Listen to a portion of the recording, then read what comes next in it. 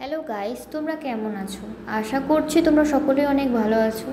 আমি আজকে তোমাদের সঙ্গে পাবলো নেরুদার লেখা এই তার সঙ্গে কবিতাটির নামকরণের সার্থকতা সম্পর্কে আলোচনা করার জন্য। তো আমি কয়েকটি বিষয়ের উপর ভিত্তি করে যা বুঝতে পারলাম, গল্পটি খুবই মনস্তাত্ত্বিক একটি গল্প এবং সমাজের কিছু অবিচার এবং কিছু শোষণকে এক্ষেত্রে তুলে ধরা হয়েছে। দেখো বিষয়টা, সহযাত্রার বার্তা, তার সঙ্গে মানে একসাথে পথ চলা। কবিতায় অপরিচিত মানুষদের সঙ্গে সহমর্মিতার বার্তা দিয়েছেন, শোষিতদের পাশে থাকার অঙ্গীকার। কবিতায় কবি জানান তিনি খ্যাতি বা প্রশংসার জন্য নয়, বরং নিপীড়িতদের সঙ্গে থাকার জন্য সংগ্রাম করেছেন।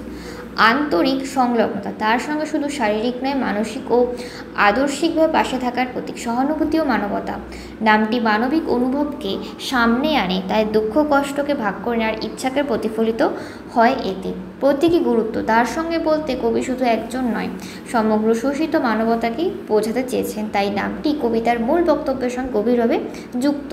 সারাংশে, কবিতার নাম তার সঙ্গে অত্যন্ত সার্থক, কারণ এটি সহমর্মিতা, প্রতিবাদ ও মানবতার পক্ষে অবস্থান নেওয়ার প্রতিশ্রুতিকে কিন্তু সুন্দরভাবে প্রকাশ করেছে।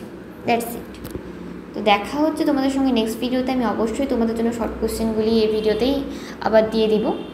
তো আপাতত এইটুকুই, পাই।